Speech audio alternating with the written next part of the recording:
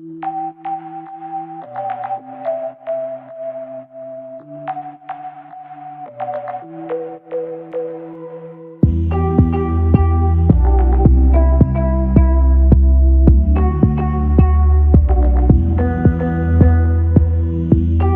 gonna mix that in. And as I'm mixing with my wooden spoon, what I'm doing is I'm actually kind of working the dough and letting it cool a little bit by working it like that, so that I'm not gonna add my eggs all at once in such a hot temperature, so that the dough is so hot it'll scramble the eggs. Do you know what I mean? You don't want that. Churro scrambled eggs, not pleasant. So just work the dough for just a couple minutes.